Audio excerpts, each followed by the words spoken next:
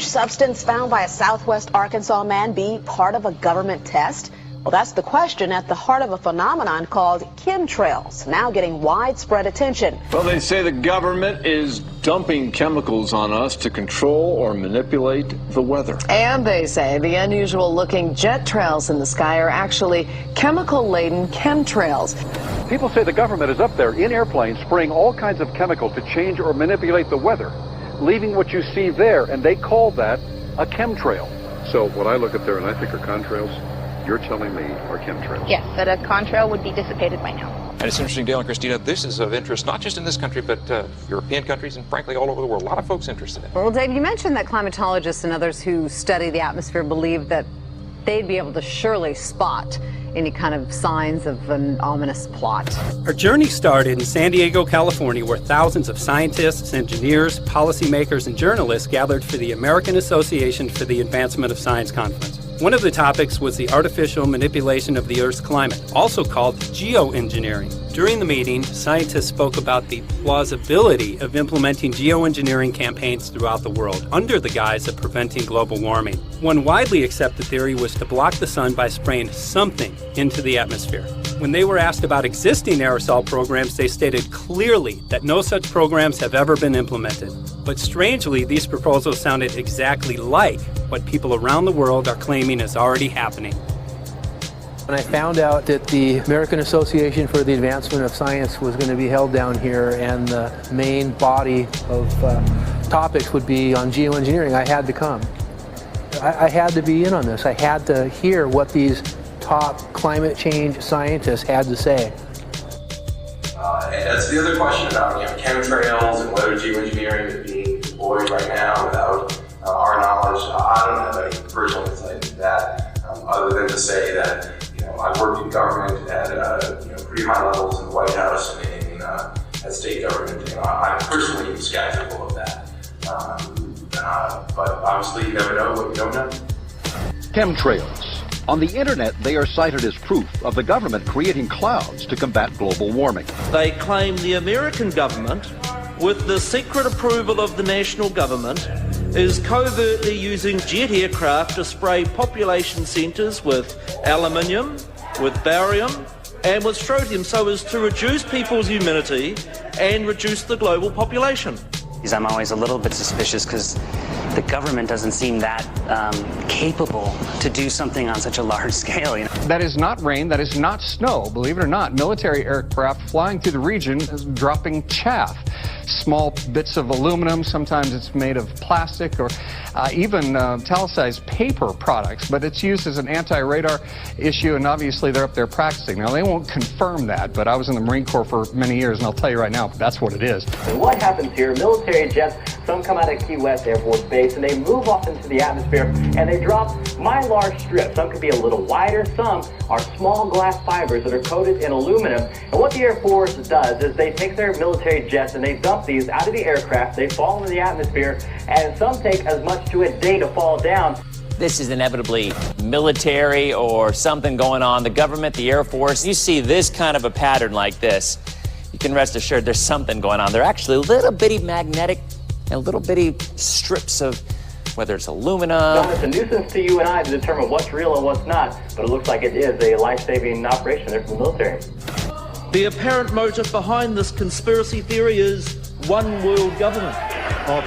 Order, I cannot hear. Mr. Speaker, I want to assure the House that both my ministry and my colleague, the Minister of Health, who have received correspondence on this issue, that this conspiracy theory does not have an iota of truth, and that the trails observed from aircraft simply come from jet engines. Question number 9. Order.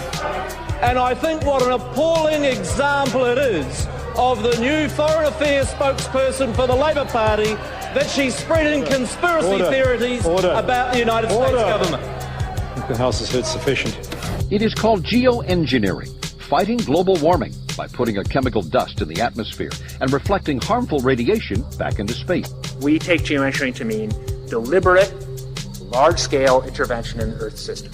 There are a variety of schemes that have been discussed for geoengineering. A classic example is injecting reflecting particles into Earth orbit. Nevertheless, there might be some good reasons to think about alumina. It turns out, first of all, there's been a lot of work on the environmental consequences of alumina in the stratosphere. The big deal really is that alumina has 4 times the volumetric radiative forcing for small particles as does sulfur. And that means you have 4 times less surface area for the same radiative forcing. And this is a much bigger deal. You'd have roughly 16 times less the coagulation rate, and that's the thing that really drives removal. So you could get away, we think, with much smaller mass fluxes. So that's why we see things like in the use aircraft patent from '89, they talk about aluminum. And that's why we're seeing in the surface water samples aluminum. And here's David Keith saying that aluminum has 4 times the reflective volume surface area. So they'd like us to think that we're talking about sulfur, but here they slipped up and let it out that aluminum is 4 times better to achieving their ends, and it sounds like it's going to be one they don't want us to know the effects of. The little picture is from a nanofabrication study, which shows you can make very high quality, and do this in just a jet in a very simple way, make high quality alumina particles just by spraying aluminum vapor out, which oxidizes. So it's certainly in principle possible to do that, and there's a big literature that's already looked at that. And you could do that by either building new versions of these aircraft or even re-engineering existing aircraft. So there's some ideas of that. So you go to an engineering firm and you want this done. They don't say this is hard or unusual. They say, okay, yes, we could do it. Aerosol geoengineering looks like it is so cheap that the cost is basically not going to be an issue. That means that implementation decisions will be risk-to-risk decisions. The risk of doing it against the risk of not doing it. And it makes the problem of how we govern it fundamentally harder and different and novel. So I've told you that it's cheap to deliver materials to the stratosphere, and I'm convinced that's true. I don't think that will change. But I think the more we do research, the less easy this will look, the more complicated the environmental effects will look. And that's a good thing, because right now it looks too easy. So I think that if we do more research, we're likely to find out that it's harder and more complicated than we thought, and the side effects are harder to manage, and that's a healthy outcome that will make it easier to do the management. Of course, the opposite reaction is possible. It's an empirical question, how people will actually react to knowledge about this. Another reaction is to say, if these crazy scientists are so concerned about putting CO2 in the atmosphere, they want to think about these things, then that might actually mean we should be more serious about the risks of CO2 in the atmosphere. And by the way, it's not really a moral hazard, it's more like free riding on our grandkids. And by the way, it's not really a moral hazard, it's more like free riding on our grandkids. Numerous air quality studies, including from CARB, California Air Quality Resource Board, have named submicron-sized particulates as being particularly harmful for human respiration. Through all the discussions today, I have not heard any mention of this fallout, and has this been studied, and also the effects of a highly reactive metal like aluminum on toxifying soils and waters?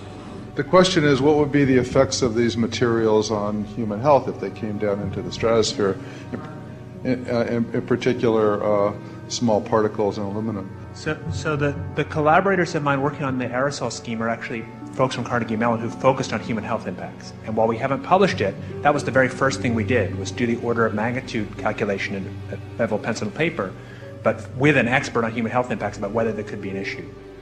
And for aluminum or other particles, there are a lot of toxicological things that need to get looked at seriously.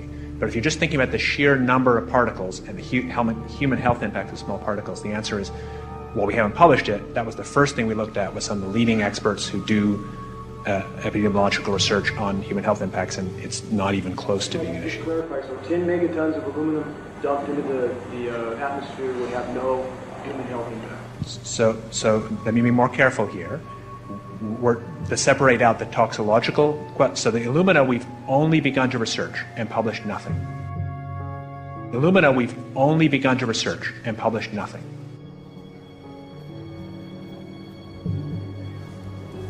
Dane looked at him and he said, so you're telling me that spraying 10 to 20 megatons of aluminum, as you said, would have no human health effects?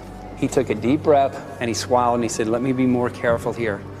We haven't done anything serious on alumina, and so there could be something terrible that we'll find tomorrow. We haven't looked at it. And that, for me, that was the whole main point of what is going to be coming out to the public. It's the damaging effects of aluminum that are being found around the world in massive amounts. Here's David Keith confronted on this very issue, and he looked, at that point like they just let the cat out of the bag. Mm-hmm. We haven't done anything serious on Illumina, and so there could be something terrible that we'll find tomorrow we haven't looked at. They're proceeding because they have an agenda that's separate from trying to thwart this crisis of global warming. You know, there's obviously several other objectives, whether it's depopulation, control, weapons aspects, communications aspects, all kinds of things, you know, wild cards that we know nothing about. We don't really know, and I'm not going to attempt to speculate on exactly what the agendas are, but we can see clearly the agendas are not benefiting mankind. You know, it's benefiting the agenda of the elite.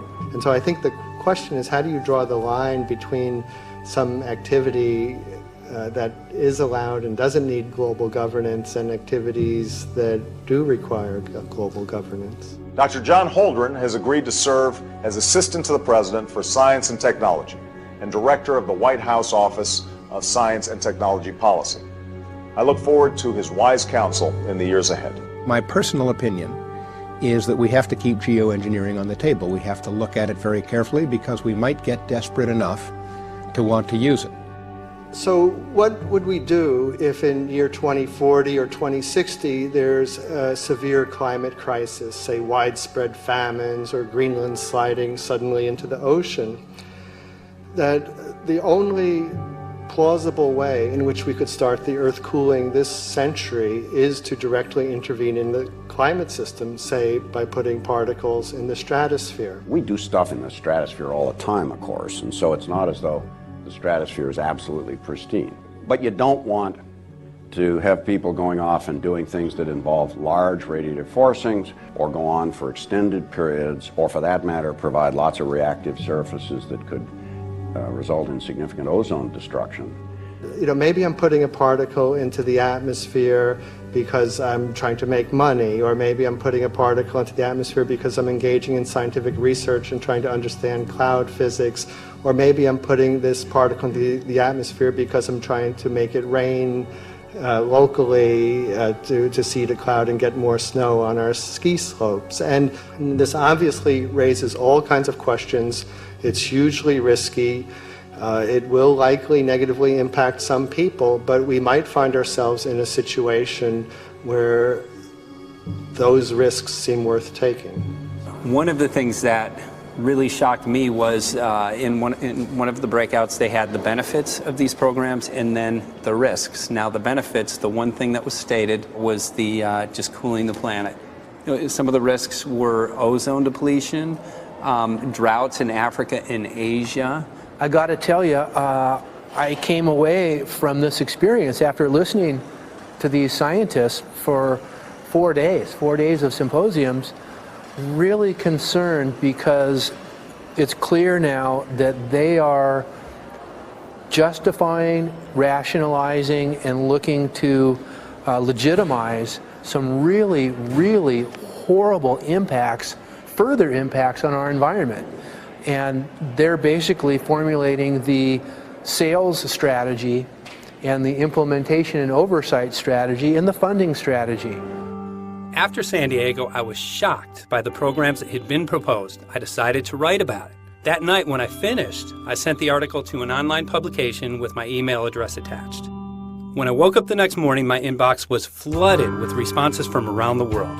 Why? Because I had just broken the story on aluminum in geoengineering models, which I had no clue at the time that very few people knew about. Now this metal, aluminum, is being found in massive quantities way above normal levels all over in rain, in soil, and in snow. After that, the calls started pouring in from people who were desperate for someone to investigate. That was the fuel that started the film.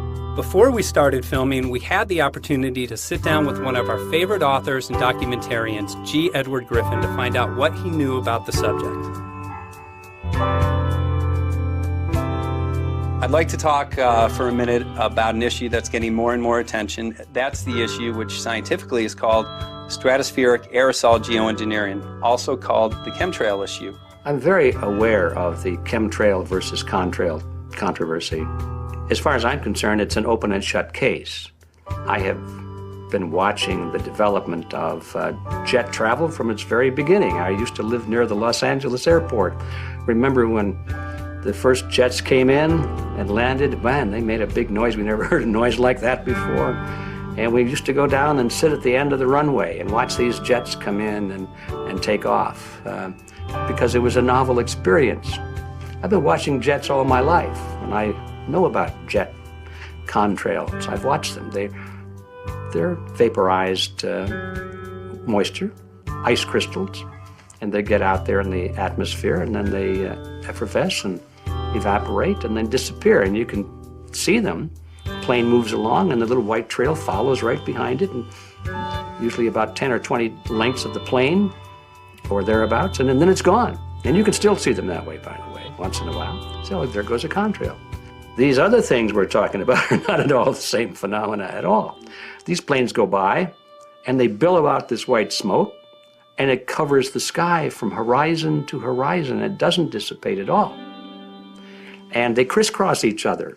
And you see this thing cover the sky and turn it milky, and then people start having trouble breathing, and then you hear stories about the aluminum and barium deposits that they're picking up and the residue. And you put it all together, and I don't see how anybody who's got their eyes open and their mind open can come to any other conclusion but that somebody is spending a lot of money and effort to spray the planet.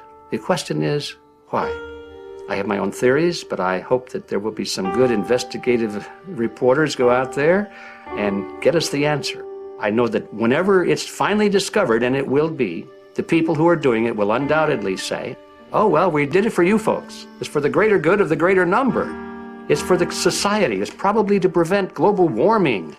Or maybe it's to inoculate people against some kind of a dreaded biological attack. We can't go around shooting everybody in the arm, but we can spray them and save their lives. You see how good we are? We're doing it for the benefit of society. I know they're going to, whatever it is, they're going to say it was for your good or mine. Think if we had the ability to steer hurricanes, and the hurricane was going to slam into New Orleans.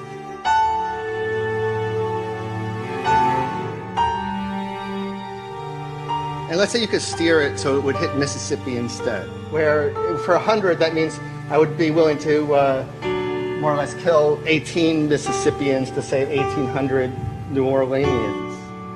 And if you do that knowingly, are you murdering those 100 people? And there's all kinds of equity issues there.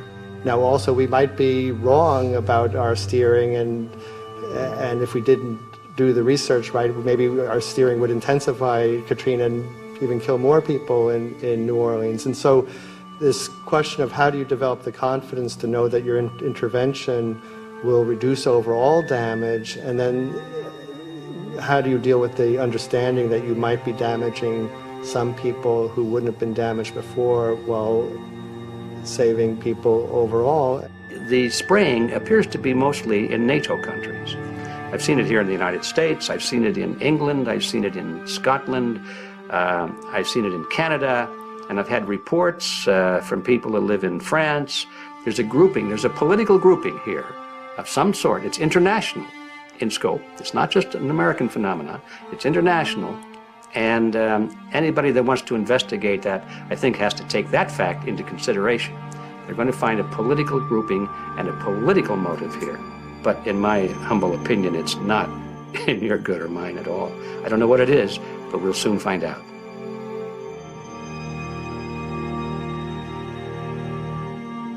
I'm sure that if you follow the old advice, which is follow the money, you'll come to the answer sooner or later.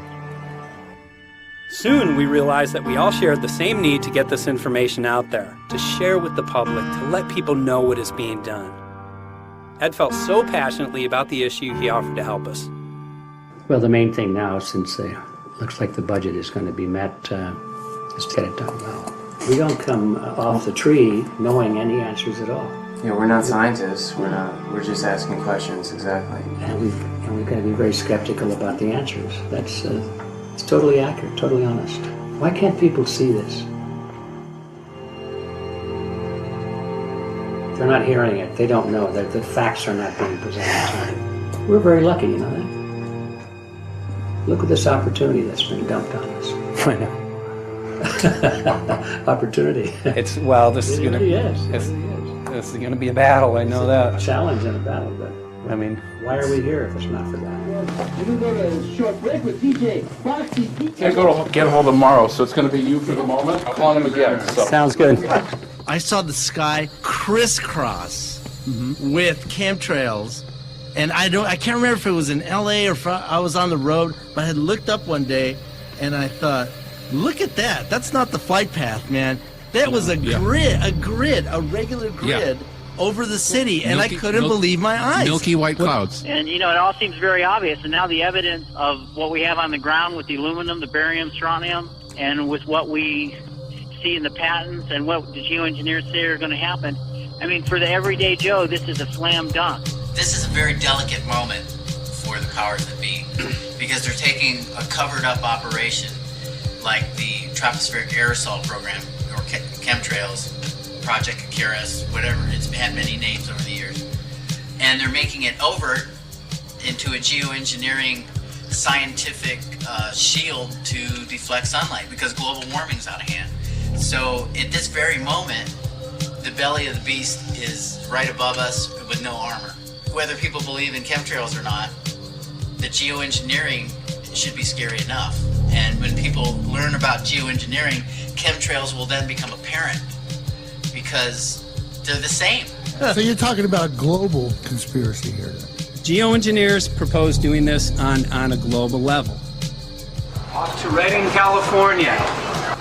Guess this is the second step after the AAAS meeting. We'll see what we find.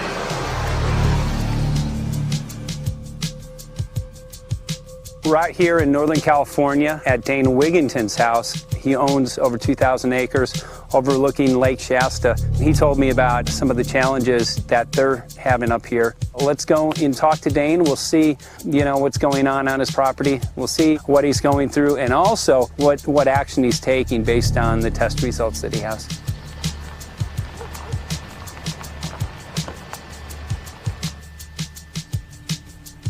As you know, I have a background in the energy fields. I worked in the first solar plants in the continental U.S. in the early 80s. My home was on the cover of the world's largest renewable energy magazine, so this is my background. My goal has been to alert the public there is a mountain of toxic material falling on us, period. Before about 5 years ago, our skies were typically blue, and now you see it's covered with lines and haze. And virtually nothing you see on the horizon, nothing you see in the sky above us is a natural cloud. I mean, it is virtually all the remnants of these aircraft lines that you see fanning out, spreading into clouds, artificial clouds. But the sky is a very dirty look to it. There's not the white cloud blue sky that we had only a few years ago, but it looks like there's some sort of massive industrial activity or forest fires burning over there. And we see that typically every night. You see, even down to ground level, the clarity drops off significantly, and we don't see that except for the days when we have these long, lingering trails that spread and cover the whole sky. And on certain days, you can see these trails actually dropping vertically like a veil. We assume the particulates are descending, and we have the test to prove that we are being inundated with levels of aluminum and particulates that are literally tens of thousands of times what would already be considered high. So we're not talking about exposure to a slight percentage higher of these toxic materials. We're talking about quantities, for example, off the side of Mount Shasta. If you can pan back, that's a landmark in Northern California, considered to be a pristine water source. Aluminum or snow sample off the side of Mount Shasta tested 61,000 parts per billion. This is just ordinary snow water, and people are drinking this stuff when they're hiking on the mountain. And remember, government action is required at 1,000. This is 61 times over the government limit, and our hikers are drinking this poisonous water on Mount Shasta Mountain itself. God. Barium, 83. Strontium, 383. So this summer, the people climbing are drinking poison. Basically. I certainly wouldn't want to drink 61,000 micrograms per liter of aluminum. And again, we've already seen in 5 years soil pHs in this area that have escalated 10 to 12 times, and we can prove that conclusively. Well, this is not speculation. We can prove conclusively that these metals have been in the rain. We have duplicate samples. Bachelor of Science in Forestry, International School of Forestry at Missoula. Master's in Zoology, specialized in aquatics. 35 years with the U.S. Forest Service as a wildlife biologist. And before that, several years with the USDA Soil Conservation Service as a soil conservationist. Also have run the botany programs, range and grazing programs. And I continue that today. Right now I do a lot of master gardener consultation work. When I started this garden back in about 2005 or so, the pH here was 5.5, 5.6. This is the old soil survey of the county. You can look at the page right here. This is my soil right here. It's a Dietz 125, 126 here at my house. And here, the soil reaction pH should be between 4.5 and 6.0. And over there in the pure mud, it's even a little darker. It's 6.8 right there. And what can this do to plant life and ecosystems? Well, you haul one of these things out and you start looking at the little things that are crawling around the soil. A lot of times they aren't there anymore. The little soil arthropods that you can barely see on a microscope, you can actually see movement with this. Little tiny macroscopic, look like little moving pieces of dust. Those start to go away. They're not gone entirely, but they start to go away. This is black oak acorns. You know, this is pieces of cedar wood. You know, come on, folks. This should be very acid, and I'm getting 10 times higher than expected. And there's something really wrong here. But you can see all those reports, lots of them. Have over 20 reports here. Well, at least 20. I'd say it'd be closer to 30. All revealing dangerous amounts of aluminum and barium. You know, the science is there that something funny is happening. And the naysayers say, well, so what? Isn't neutral good? Well, no, neutral's not good. Neutral is not good. If your soil is supposed to be 5.6, it should stay 5.6 if you want the forest to be healthy. And if you want to grow a good garden, you have to keep your pH around 6.0, 6.5. I think that we just need to wake up and just look at what's happening, because we can't just ignore it, because it's going to get worse and worse if we just keep ignoring it and pushing it away like, oh, that's nothing. There was mason jars, and they were brand new, sterilized, and that's what we catch the rain in. And then there was a HEPA filter that we tested the air with. Okay, so you caught rain and then you basically filtered air. What did you find? Aluminum and barium. Here's another test that's revealing 375,000 parts per million aluminum, barium at 3,090, and strontium at 345. Yeah, that's from a lined pond. With EPDM fish-safe pond liner. There is no chemicals, manufacturing materials at all in that pond liner that's available to the aquatic life. It's designed for that purpose. The well that feeds this pond has been tested and retested. ND, no detectable aluminum, 0. The only other place this pond can receive water is rainfall. We are located on a filtered, forested hilltop, miles and miles and miles away from any industry, highway, and so forth. After several heavy spray days, there was a film that we received formed on the surface of the water, and we tested that crust, and it was aluminum and barium. That after a year and a half's accumulation had 375,000 parts per billion of aluminum in it. It's literally toxic. We can say conclusively that what we see in the sky matches expressly what's outlined in numerous patents, and the materials on the ground match those patents. This material was not there 5 years ago. It is a recent phenomena in the quantities it's in. It has escalated in some cases 50,000% in 5 years in the case of aluminum. From our original baseline reading of 7 parts per billion, which was already high, it has escalated up to 50,000% in 5 years. And we've seen profound changes in that time. Dr. Leonard Time, PhD in chemistry, I cross-checked with him And he says the oxides of aluminum, barium, and strontium will drive your pH into the coastal, from an acid soil like this up into the neutral. There's no question about it. And that's exactly what you see happening. Wow. I have a doctorate in inorganic chemistry from Oregon State University, in which I was working with different metals and oxidation states, and then did a postdoctorate work at Brandeis, where I was working stabilizing off oxidation states of different metals. The goal is to sort of figure out how everything fits in the dynamic equilibrium of life. I was working with Francis up in Mount Shasta, and he showed me some rainwater analyses that had to do with levels of aluminum, strontium, and barium in the atmosphere. So I feel the major toxin in these chemtrails is the aluminum.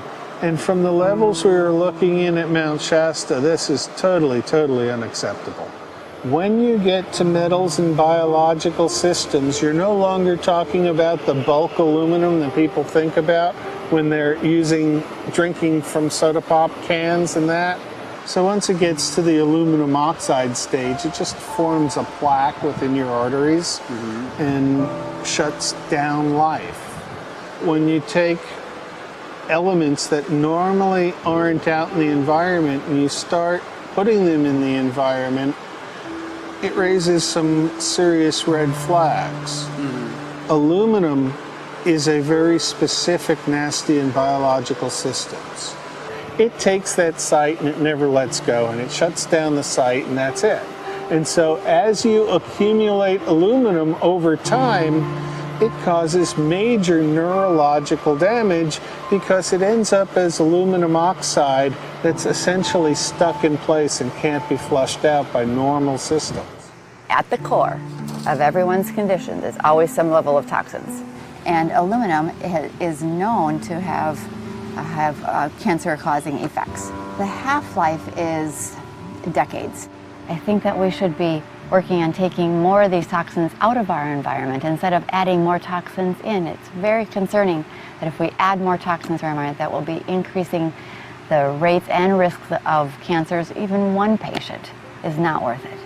So sad that they would consider putting aluminum in our environment to affect something when they could be causing so much more damage. Wherever the material is coming from, it is there. The amount of metal falling on us cannot be disputed. Absolutely, this is not speculation. The amount of metal in the last 4 years, as I said, have increased to a degree of thousands of times, and California Air Quality Resources Board has studied the aerosols from China. These metals are not amongst them. Mike, the reason I've chosen to focus so primarily on this issue is I feel all other issues are secondary.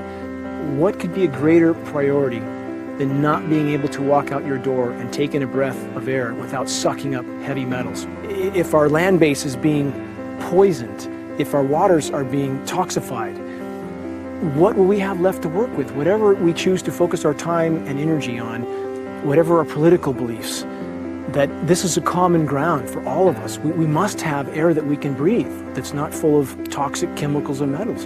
We must have water that's not completely laden with whatever is being emitted from these aircraft.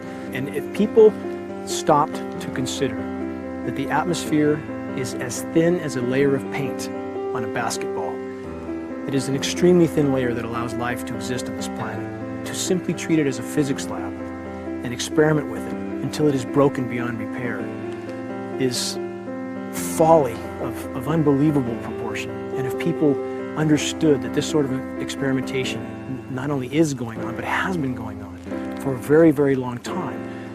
Going back 50 years, there's been countless climate manipulation, weather modification programs that the vast majority of the public is completely unaware of. And if they think that this is not true, that certainly that somehow they would have known if it was occurring, I would ask them to look at things like Agent Orange and the things that governments do because they can, because there's no one to stop them, because they have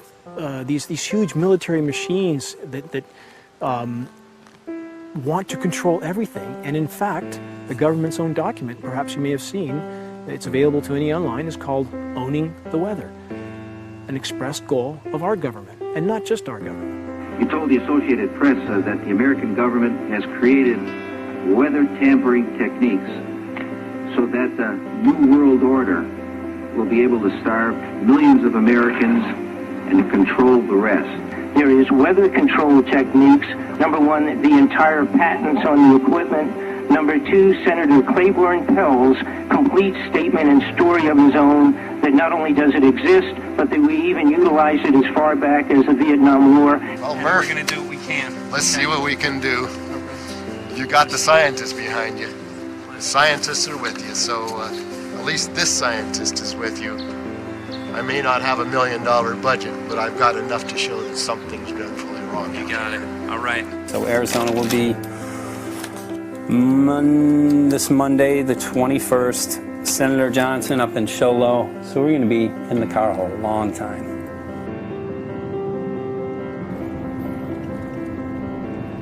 Well, it is such a pleasure. This is such a place back here, I'm telling this you, is Michael. But you know what? is great. We love it. It's so private and it's so quiet and peaceful. And please come in. My name is Karen Johnson. I served in the Arizona State Legislature for 12 years. I was in the House for 8 of those years and in the Senate for 4 of those years. When you see a plane fly overhead, there's a trail that leaves the end of that plane, and it goes from one horizon all the way to the other as the plane flies across, and it begins to filter out and cover more and more of the sky in kind of ripples. It widens out and fills the whole sky. I mean, how could anybody think that that was the case? And then to live and to be underneath that and know that whatever is in that is falling down upon you and upon your animals and upon the earth. And I mean, it's frightening to me. And if people don't start really waking up and facing the fact that we've got people that are doing terrible things to us, and we had better wake up and fight back now. I mean, I'm the mom of 11 kids. I've got 35 grandkids. I mean, I've got a stake in this. I care about what is going to be left for my children. I care about it, and I'm extremely worried about what is going to be left to them.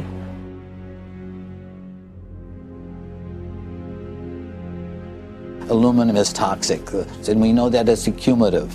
And we know that we're getting more. So we're absorbing it in the air, we're drinking it in our water, so we are accumulating more. So the thought of more aluminum being dispersed in our environment in the way that you mentioned is very frightening to us and very disturbing to us. Those of us who have done any research on this are really quite concerned that we are ill-informed about this issue, and mostly that it's being done.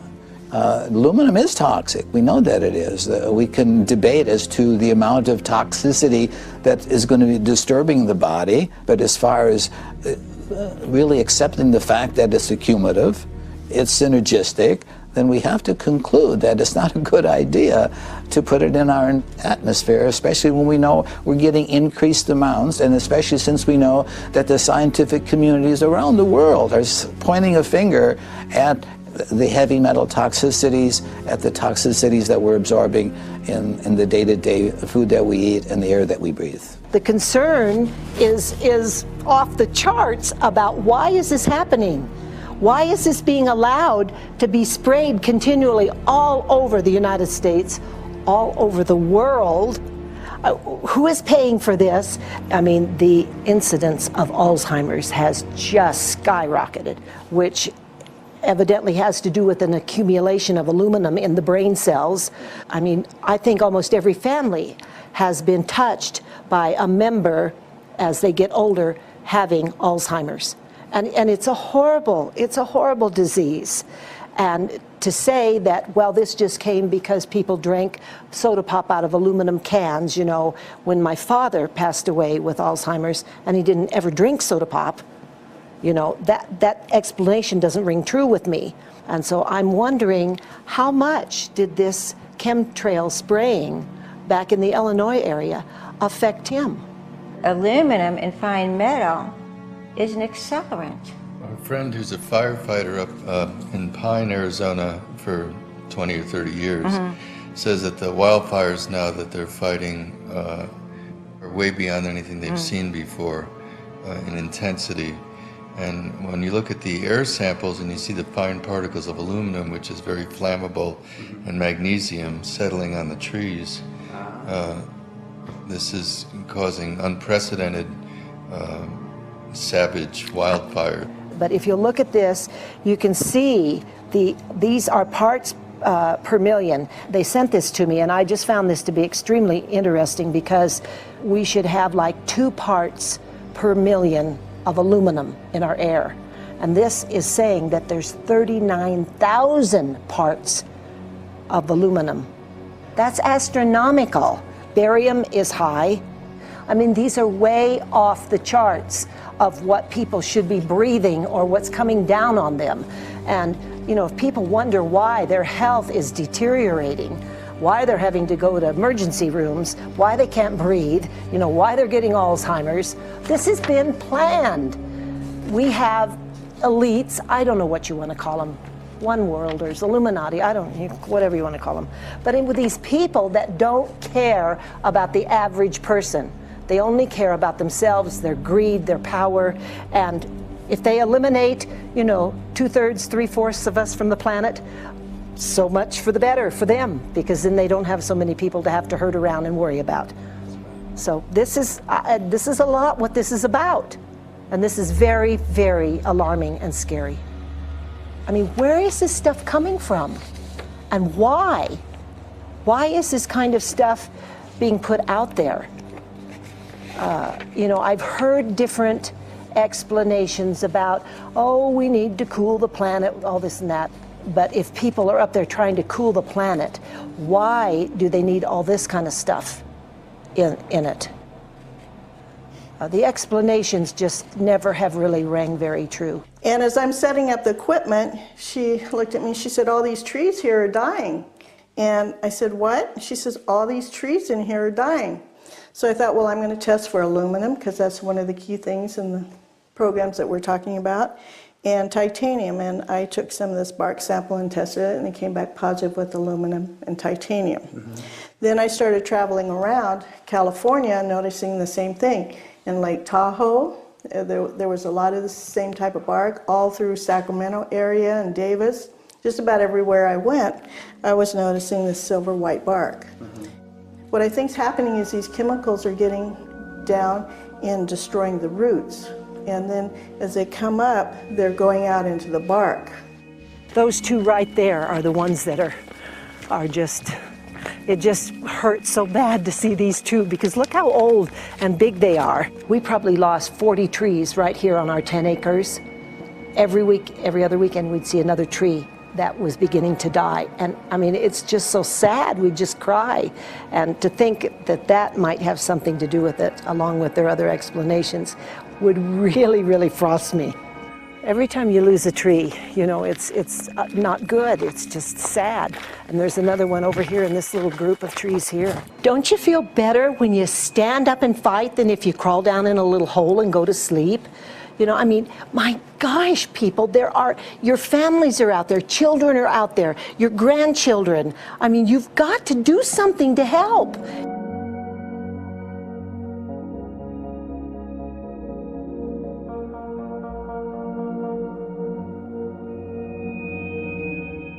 My greatest hope is to get people to question.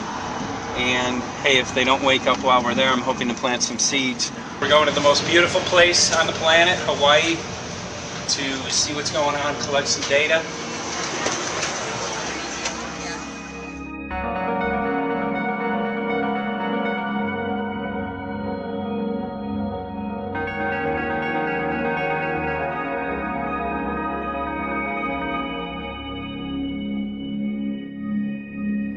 Thank you for having fun with us. Hope you enjoyed the trip.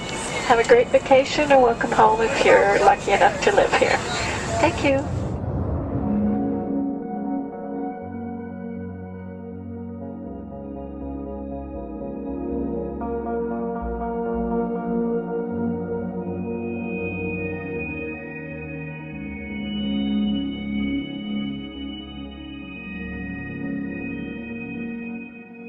The whole valley is off the grid, so it's either solar, wind, or generators.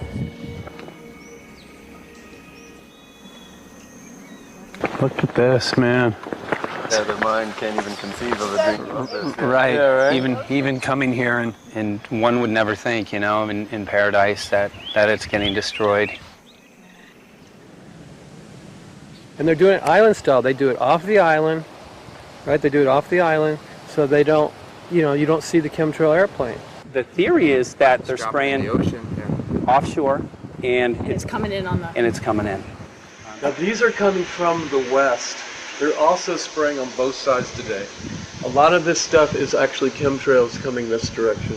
There's material that's blocking. We should be able to see to the horizon, you know, where the Earth curves, because we're high enough and we have the ocean, right? So we should be able to see. We should be able to see the Big Island. It's only 30 miles away. And you can see it's not a blue sky behind it. That's the key. It's all, you know, has that kind of weird looking blue, like silver blue, I call it. And this is a nice day. You know, there's no more blue sky. The night, we're going to look at the stars at night. And it's like, you'll see, you can count them. There's so few stars at night now. There should be hundreds of thousands of stars, and I can count the stars.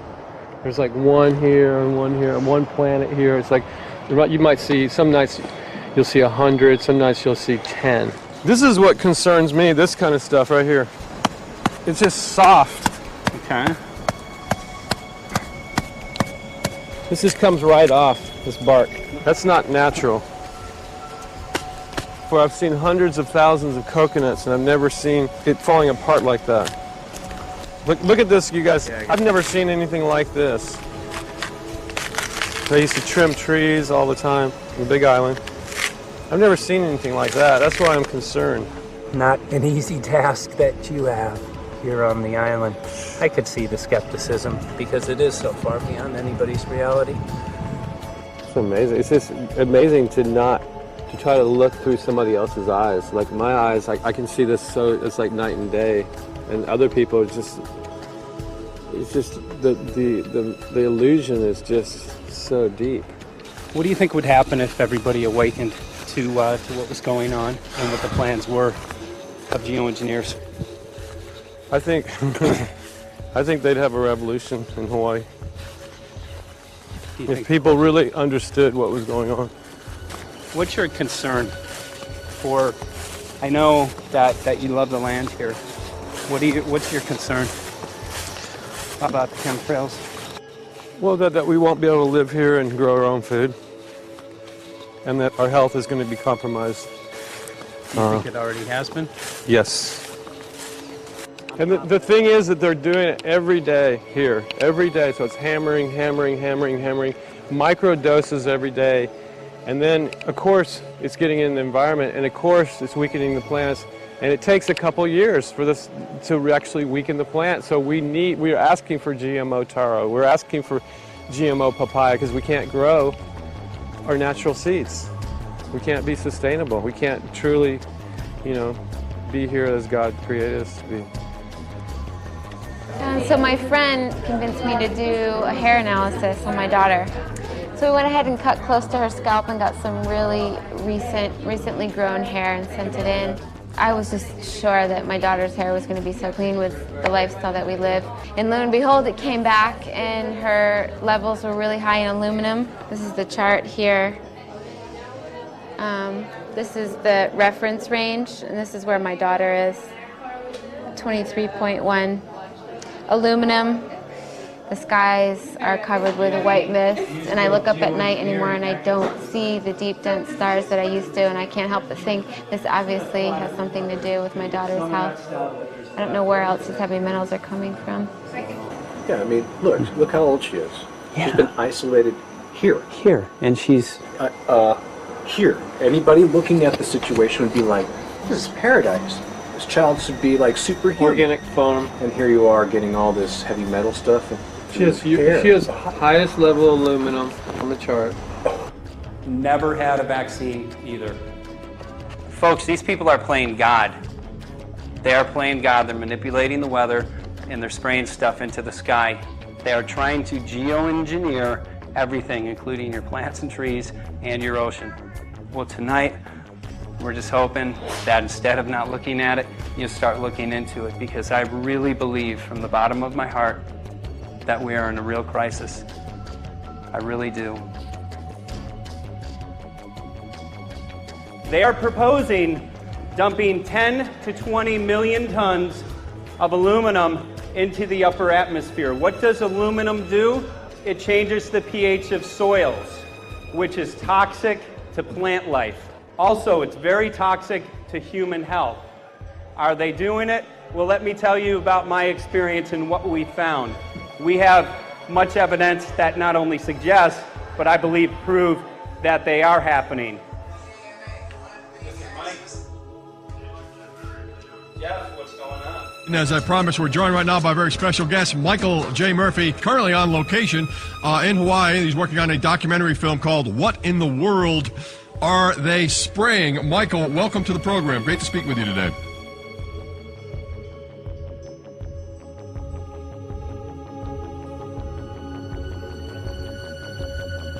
I had a friend who recently, he's always looking at things from a different perspective. He's a bit of a conspiracy theorist, you know, and he says that whenever the president comes to LA, there's no spraying that week. Could you have a better place for an interview? I mean, look. Well, this is being done over our farms and over our things. So basically, they want to eliminate our ability to eat organic food, have clean water. So in some ways, it sounds to me like, and you know, again, it's just a projection, but it sounds to me like this is control. How do we control the masses? Yeah. How can aluminum be good for you in any? And what was the second chemical you mentioned? It's barium. Barium and aluminum. Obviously, those are toxic to everything. To human health. To human health, to farms, to animals, to everything. 61,000 parts per billion. And there should be a government alert at 1,000? At 1,000, people are drinking this. People that climb the mountain, they're drinking that snow. It's poison. Oh my God, that's so disgusting. So that's 60,000 times above regulation. Exactly. 60,000 times above regulation. And I've talked to friends, and they're like, well, that's just ice. That's just condensation. And I'm like, you can talk to a second grader. Ice doesn't float in the sky and spread out that way, you know? You're not an expert, but you're a concerned citizen who said, wait a second. Who's actually doing the research. Yeah, you're doing the research, and that's what we need to do as Americans and say, you know what, I want to know what's going on. I want to know what the FDA is doing to my food. I want to know what the government's doing with my air, my water, and the soil. And, you know, it's just great what you're doing. And I just, my kudos to you for bringing light to this subject.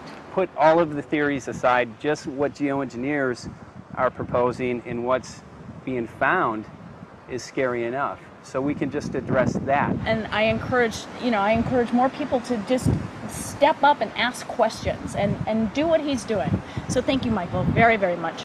Aerosol spraying aluminum affects everywhere, and we have a beautiful tropical climate which I believe might be in jeopardy. So we wanted to not only come and bring the message of what people were finding around the world, but encourage people to test for the aluminum, strontium, barium. Essentially, I think it was an effective trip. I saw a lot of people here in Hawaii, in Maui, awake and not only curious, but willing to look into this deeper, and that's my only hope. This is one of the boldest moves, I think, from Ed Griffin yet. This is the taboo topic that nobody's supposed to talk about, and that is aerosol spraying. Now, we've got tons of documented proof of errant aerosol spraying. It just blows my mind that the whole essence of humanity has always been to look up into the sky and ask why. Though there are no limitation, there's endless space, an endless universe. Now, in the 21st century, we're not allowed to do that. Anyone who looks up and sees the giant grids and the X's in the sky that weren't part of our existence until just a decade or two ago is somehow called a kook. And the people that are the best and biggest proponents for the revolution and for liberty, they don't want you to talk about it because you could discredit them. it seems to be an industry that's being built up to milk the taxpayers by undergoing some kind of a giant global spraying program to make all kinds of money on the project. And they don't seem to care really what effect it has. They're not trying to experiment to see if humans can survive it or anything like that. They just want to get this stuff up. And then we discover, as we're going further down the line, that there are companies generating genetically modified organisms, or seeds, modified seed crops they're being engineered to resist the aluminum in the soil. And a lot of crops won't grow in that. And so now, after they've messed up the soil, all the farmers were going to have to go back and buy seeds that have been genetically engineered to resist the aluminum that have been put into the soil. And all of a sudden, mankind is completely dependent upon these companies like Monsanto and other giant agricultural firms. You can't even grow natural seeds anymore. And we're looking at that. It's a shocking thing. I hope we don't find that that's true. But all the arrows right now are pointing in that direction. We get into cost-benefit analysis here because there's also HAARP could be involved in this. Geoengineering, as you guys mentioned, which is documented heavily in Dennis Kucinich's bill, that is the Space Preservation Act, which, by the way, I don't think got through Congress. And then Kay Bailout, as we call her here, Kay Bailey Hutchinson, also put together some legislation in order to qualify geoengineering, which, again, is supposed to save us all from global warming. But it is cost-benefit analysis because they can benefit on so many different levels. Ed, that's how they do everything, isn't it? That's right. And, there's an old adage, if you just follow the dollar, follow the buck, you get to the source of the problem. And it looks to me like there's a tremendously profitable industry being built up right now around this concept of geoengineering or weather modification or reducing global warming and all of these other things that can be sold fairly easily to an unsuspecting public. They all say, oh, well, that's good. We don't want global warming, And so they put up with this, and they don't question, they don't criticize.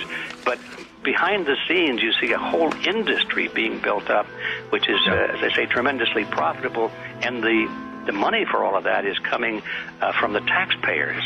And it's a scam is basically what it is. We're just focusing on the one area that is real easy to prove. There's no speculation in the area that we're going into. They definitely are doing this geoengineering. They definitely are talking about it.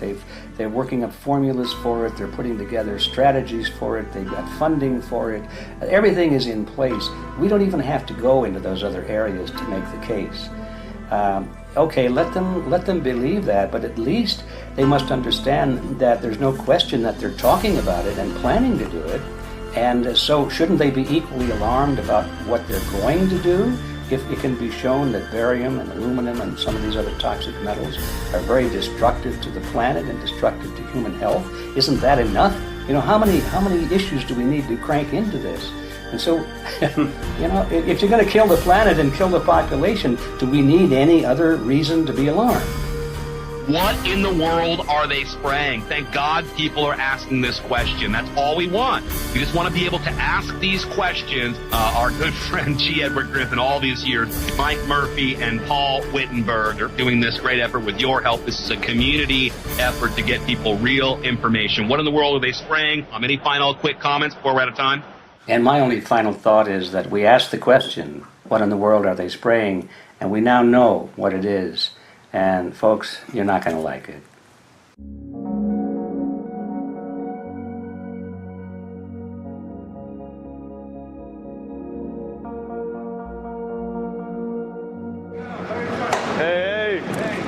I'm Peter Vreke. I'm from Belgium. I'm 54 years old. I can't believe it myself. I'm a very happy and grateful person. We are doing the job the police or the Justice Department or the Environmental Department should have been doing. And it's really essential that it's going to be a grassroots revolution. I think so. God is on our side because we are not fighting against, but for. Yes, we're fighting for. I was in the council for about 25 years and also a period as the mayor. So from that moment on, 10 years ago, everything started to change. I start to get a picture of what is really going on. And it became crystal clear to me that we, humankind, have been manipulated and dominated and exploited for centuries. And this chemtrail phenomenon made me angry because I was so helpless. You can decide what food you're going to eat, whether you're going to smoke, what water you're going to drink, what kind of life you're going to lead, but not with this phenomenon. Then you are just a victim. It's only a game. And there have to be good guys, and there have to be bad guys. And luckily, we are in the position to be able to play the role of the good guy who has the chance and the opportunity to overcome. 3 days that we shared with them, my heart just dropped because it was such a beautiful way to live and such a peaceful way to live. I left thinking, what's this going to be like in 10 years? Is everything going to be killed off on their property? And if it is, how are they going to get their food source? Are they going to have to take a class, and get certified by company XYZ? And what are the requirements for that? And that really is the end of freedom. I'm concerned about that. I definitely, I really am. Yeah. I learned to say everything is now as it has to be now. And everything is going to be okay. It's going to be all right. It's going to be okay. Yes. I have this deep feeling that in the end we will prevail because we have the right on our side. The cosmos is helping us. And I have this strong feeling that we are being supported by entities and by forces we can't even imagine.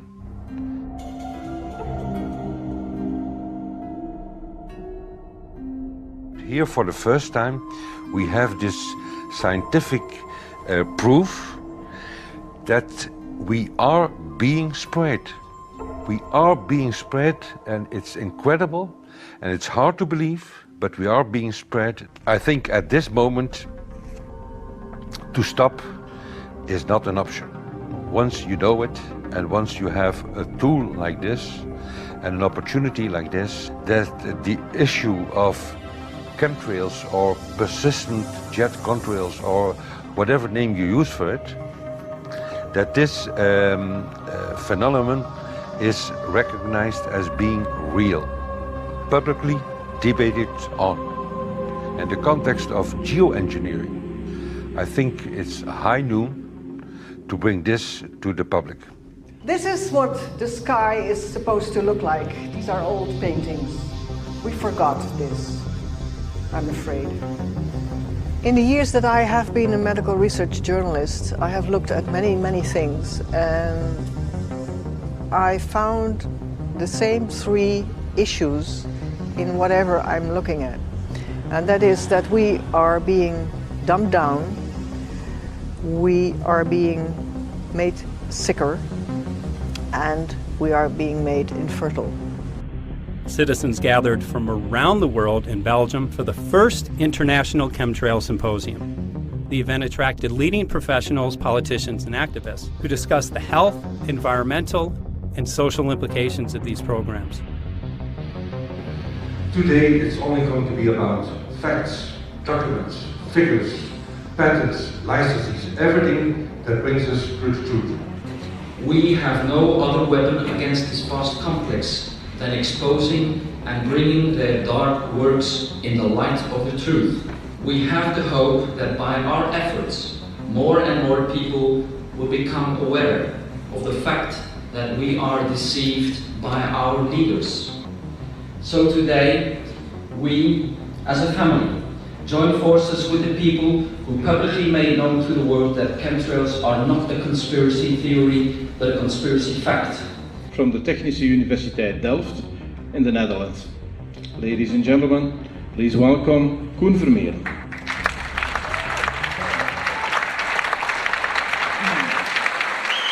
Well, I'm Koen Vermeeren. I'm a university professor of Delft University of Technology. Usually people are with their heads to the ground in their own two-dimensional space and they don't look up. But if you do, you see more and more spaces like this. And it worried me too. I have no explanations to our students about these phenomena. And then I studied it myself and I found out that I couldn't give them the answers they wanted, because I think that the phenomenon is not natural. It's not natural what is happening, and the explanations that are given to us are not enough for me. If you look at them from a scientific point of view, the first thing a scientist does is trying to explain something. Because I'm smart and my students are not as smart yet, so I have to give them answers to questions. But if you ask most scientists, honestly, they cannot answer all your questions. If people are using climate control over our heads, I want to know about it. I want to know the consequences, I want to know the health impact, I want to know everything. I need, as a teacher in my university, to give answers to my students. And they have good questions. And I don't have the answers, and I want to know. Excellent. And we should discuss this. Ladies and gentlemen, for here you in the auditorium and for all over the world, Michael Murphy.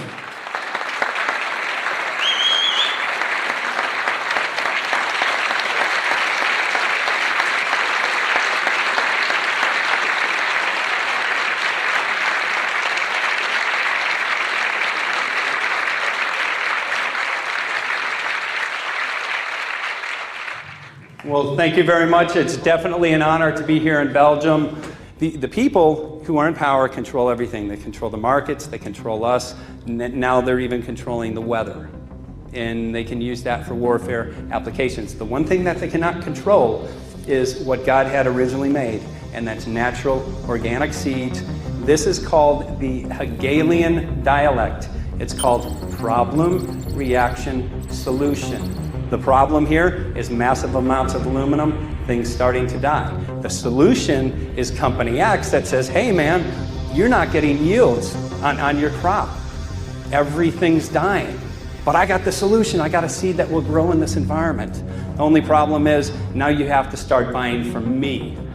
We're a little concerned that maybe part of this agenda could be to kill off anything that's natural and organic and re-engineer it with aluminum-resistant GMO seeds.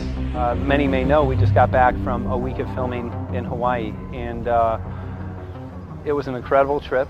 A big concern for the people there is they're beginning to see softening of the coconut trees.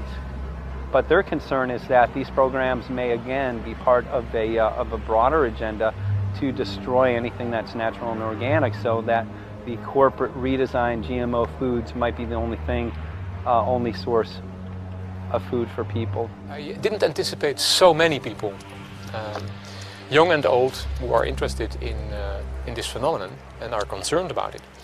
And I especially liked the address that the young girl gave today, only 17 and already making an address to the audience. That is, well, incredible. My name is Sofia Xenidis. I am 17 years old. It is quite scary to know that the air we breathe is not what it's supposed to be.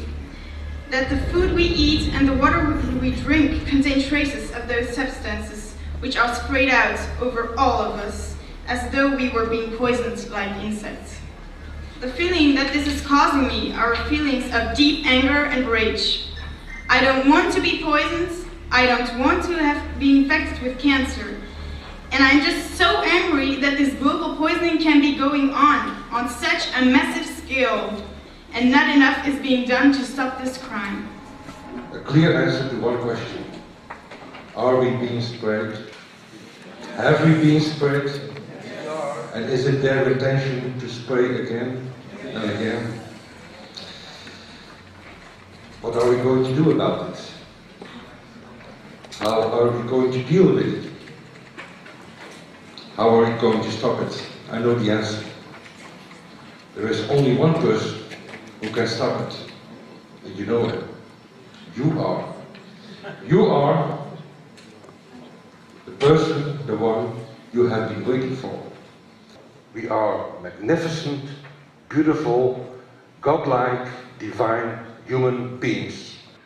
Ladies and gentlemen, sisters and brothers, in this auditorium and in the whole world, thank you so very much for being present with us.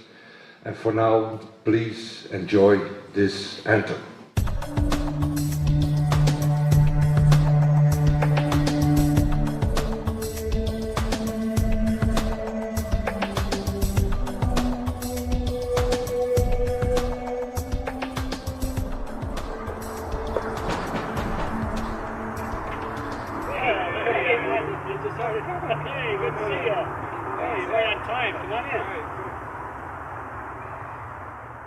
So, anyway, I'm glad that the weather's been good for you fellas so far.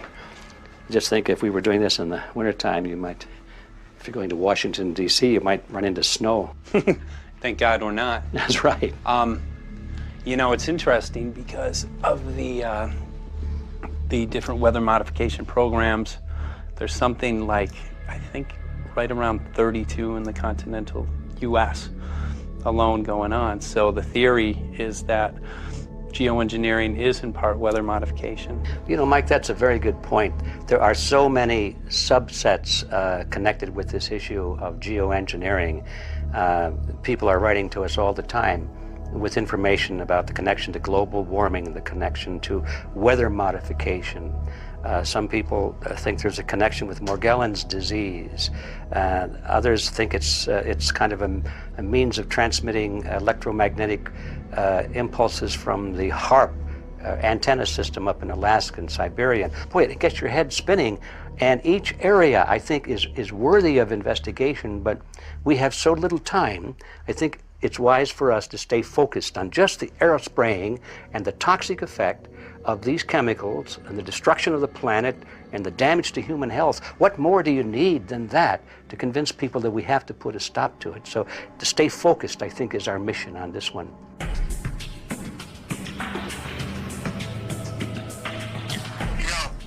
Jeremy, we had an idea. We know that you know the political system real well. Our idea was this: we have a ton of data and information that we've collected throughout our travels, and you know, we really think a good way to end the film would be addressing this to elected officials, some of the senators. So we were wondering this, if you might be able to come and kind of help us out and perhaps show us the way in how to get this done politically. But it sounds like a really good idea, and I'm also going to get to, in terms of researching who it is that we should really focus on talking to about this. At the very least, if we could make it impossible for them to claim that they don't know at this point, we can strip away their plausible deniability that they haven't heard of the data that points to geoengineering stratospheric aerosol operation already going on. At the very least, it should be very interesting to go to district of criminality and put some people on alert. Yeah, you have a lot of enemies in Washington. That's where all the power comes together and the money, you know. So there are people there, I'm sure, that just don't want us to do this job. But I'm glad you're going, and you'll find out.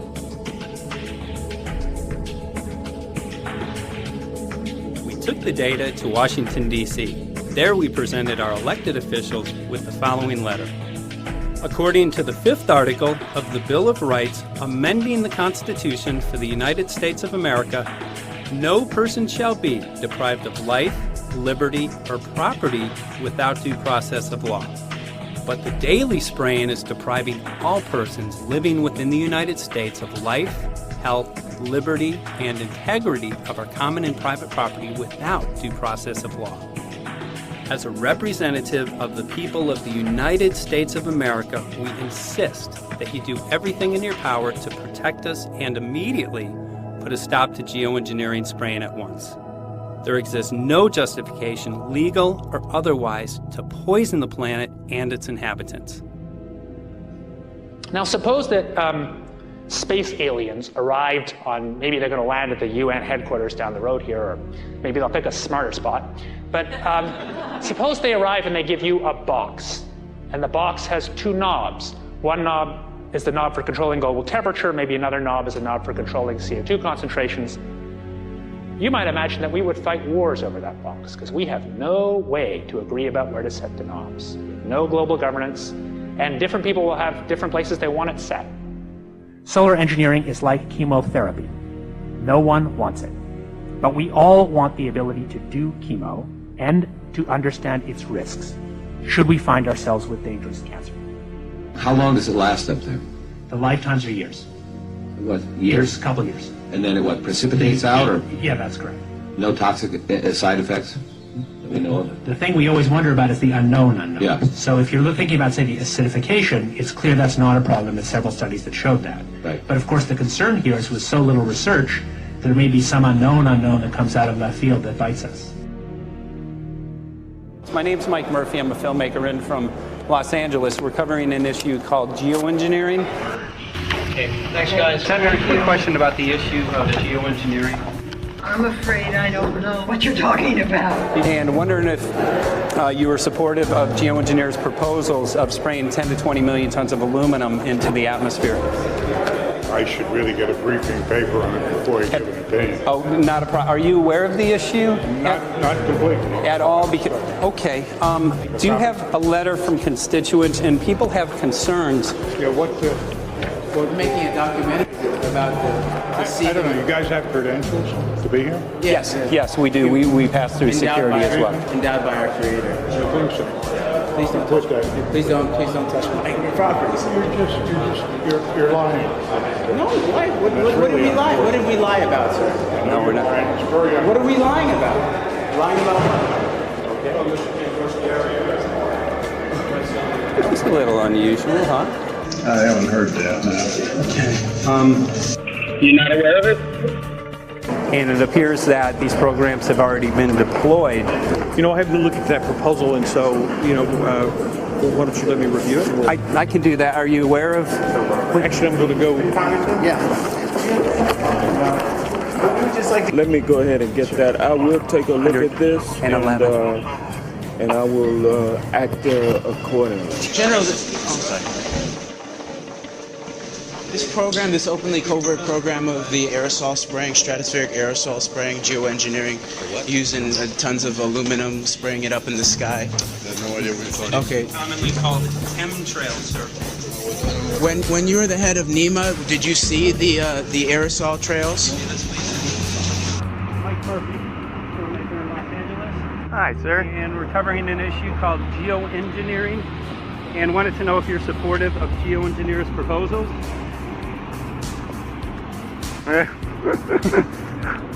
Congressman? Hey, Congressman. I'm wondering if you're supportive of geoengineers' proposals, which is dumping 10 to 20 million tons of aluminum into the atmosphere.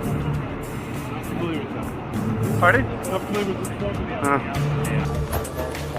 Okay. Can you make an appointment for my office?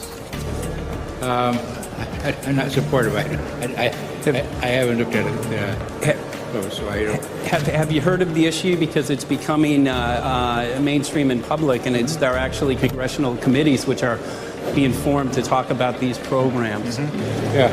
Well, I think when we drop anything into the atmosphere, we should know prior to the effect of that, right?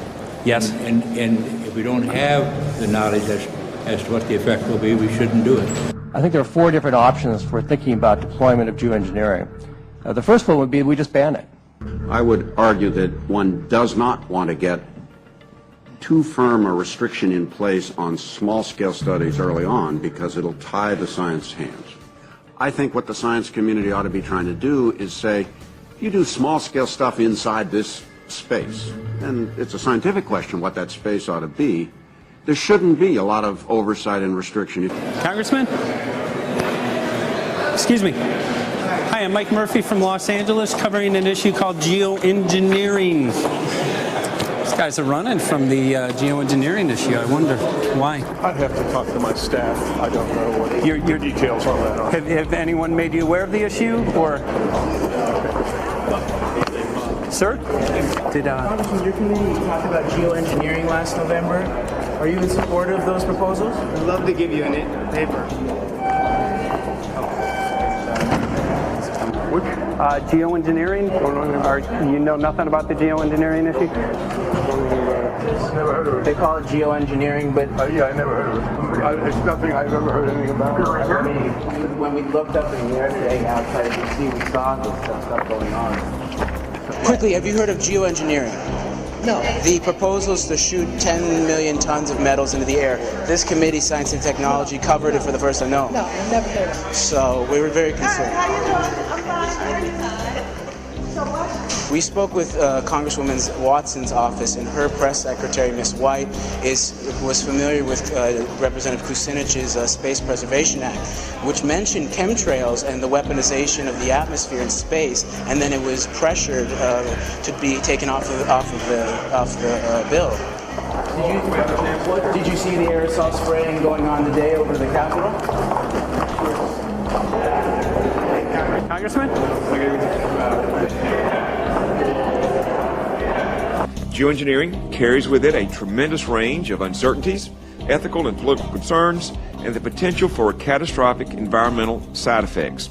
He's not one to do interviews very often, so not unless we usually really pressure him into it. Okay. So don't, all that is, don't hold your breath. As chairman of the Committee of Jurisdiction, I feel a responsibility to begin a public dialogue and develop a record on geoengineering. We want to know if you're supportive of their measures by spraying 10 to 20 million tons of aluminum into the atmosphere? No, I think we need to have more research. Okay. And about the issue of current deployment, there's literally a mountain of evidence that many people believe proves the deployment of these programs. Any knowledge of that?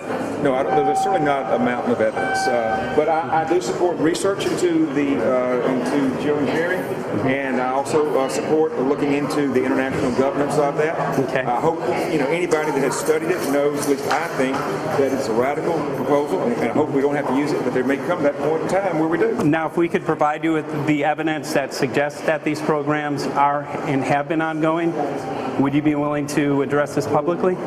We've had about 3 or 4 hearings on it. We have addressed them publicly. Well, not about the proposals, but about the current deployment of these programs.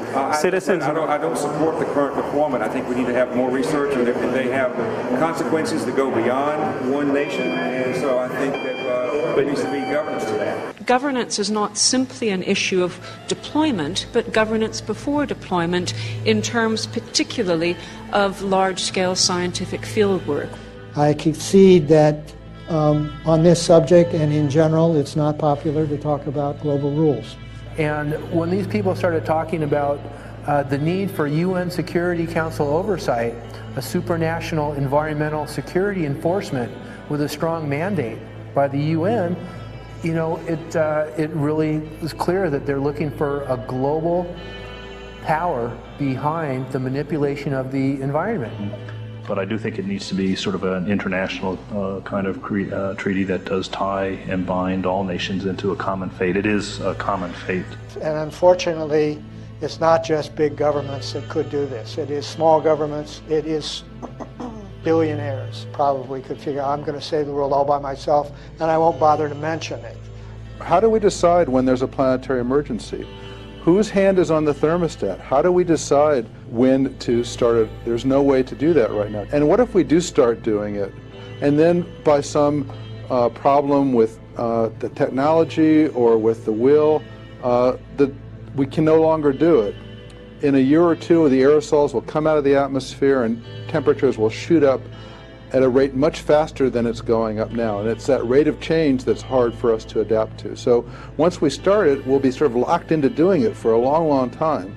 And so that, and with basically no end in sight. Boeing would pursue this to make a profit, right? I mean, there's financial motivation to do this. Let's see. So let me not speak for Boeing. Is that allowed? Okay. Yeah, well, it is what it is. No, but someday, if the U.S. is going to decide to do this stuff, they're going to look to a company who can do it, and you want to be positioned. Boeing would rather be get it than Lockheed Martin. So certainly we have an industrial base that helps the country take on technologies and large-scale challenges like national defense. And we do that both for a profit motive as well as, I think, as a national service. So I think it would be truly disastrous if, you know, we discovered a few years from now that there was a black program that some government had stood up to sort of learn on the quiet how to do this. It's pretty clear you can cool the planet, but you will not and cannot bring it back to exactly the same climate state you started with. So you may or may not, and I expect we'll have a lot of back and forth about how useful it is to ameliorate the risks of climate change. I think there's a good evidence it probably is useful, but we don't know. But it certainly can't get you back to exactly the climate you started with. I think everybody agrees with that. Do you think you'll see deployment in our lifetime? Let me say I hope not. Al? I would agree. I hope not. I hope Very not. agreed. Okay. I see this as something like an evacuation plan. That you build big dikes. Maybe that's the emissions reduction to try to keep the flood from wiping you out. But that if that flood should come, that you'd like a plan for what to do in the event of that catastrophe. So I see these options more as a catastrophic response option and not as a way to reduce risk of everyday climate change. You would advocate mitigating consumption of beef as a means of accomplishing your objective? Yes. How would you suggest going about that? You can't. I mean, it's your job to decide what to tax and what not to tax. Obviously, if you wanted people to behave differently, you give them incentives and disincentives for behavior. But I'm sure that's the answer you wanted to hear, Mr. Smith. If only my time had not expired. Thank you, Mr. Chairman. Because there's literally aluminum and barium contamination found around the world, believed to be from these programs. Like, look, today over the Capitol looks like they're deploying some type of aerosol. Did you see it? No, I didn't, but good to see you. In a James Bond scenario, some rogue rich guy puts some airplanes in the air and seeds the clouds. What is to prevent that? Okay, are you aware of the issue? You do it through the... Are you in support of those proposals? What is your take? I don't know anything about it. You're not. I have to get more information. I've got a chair here. Okay, we'll give you a letter on this. Yeah, this is a letter from constituents. Okay, great. Thank you. Excellent. And many people believe that these programs have already been deployed because mass contamination has been found. Geoengineering programs, stratospheric. Got it. Yeah. You brought it up. Okay. Spraying from airplanes. Okay. So what is happening? People from around the world are finding contamination. Let me take care of this and I'll talk to you when I come back. I'll be back. He's here. Thank you very much. We see that even though we might make the average temperature of the planet about right, the rainfall patterns change some from today. And some places become warmer and some places become cooler. So there are going to be winners and losers in this geoengineering activity if we were to do it. But nevertheless, as David has said, there are reasons why we might consider doing it. Many people are deeply concerned about it because of the toxicity of aluminum, and it has been addressed to Congress in various committees. Would you take a look at a letter from some of your constituents addressing the concerns? Excuse me if I go. Okay. Can I give you a letter from constituents? Are you aware of their proposals of dumping? Gotcha. Thanks. Well, I'm not familiar with it, so I don't know what they're doing. Okay. Well, geoengineers are proposing just that, dumping aluminum and barium into the atmosphere. Why would they do that? Aluminum's a precious metal we can use. Well, the stated goal is to actually cool the planet. However, there's a... Sounds strange. Right, exactly. So they're proposing dumping these metals into the air to block the sun, essentially. We're here just to find out what members of Congress are. I hope we would have a strong hearing on that before we decide to do it. I would hope so. And there's plenty of evidence that not only suggests that these programs have been deployed, because we're finding contamination of aluminum and barium on the rain, snow, and soil. Okay, thank you. Thank you. LA County has seen 200% increase of Alzheimer's over the last decade. Tons of ground and water samples showing high levels of aluminum all around our state. Why don't you give me all the information you have I have some very good people I will assign it to. And if you get it to Mr. Lavelle, we will He's get got it my to card the and right- send me an email and Yeah. we'll take a look at it. We'll be in touch. We are Okay. investigating this, and there's literally a mountain of evidence that suggests that these Okay, programs are move going that on. mountain over to us. You Let's got it. take a look at it. And look up, Thank you. looking up into the sky, and you'll see some of it. Oh, okay. You will. You can All see right. the aerosols being sprayed out of airplanes quite a bit. Okay. So thank you. Yeah, the future of humanity is definitely dependent on it. So we're counting on people like yourself to take some proactive steps. So thank you very much, guys. You're very welcome. Appreciate Thank it. you. Thank you. Right.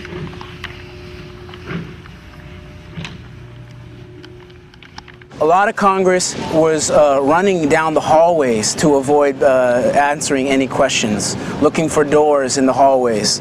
So apparently the war is against all of us, and we're all in a hostage crisis. People who took an oath to uphold and defend the Constitution are not only know this is happening, are participating in this. And all of us have a duty to stand up and speak out about it.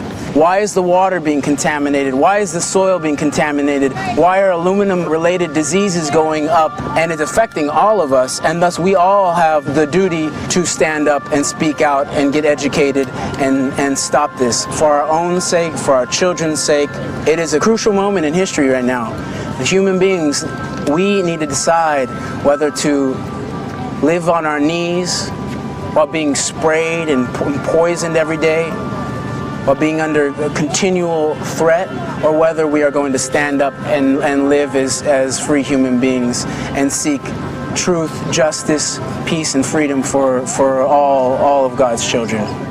So as you can see, we're ending our film here in Washington, D.C. We've made many public officials aware of this. Most of them either denied any knowledge of this, or they simply were unwilling to address the situation with us. So as you can see right behind the White House, we do have aerosols behind us.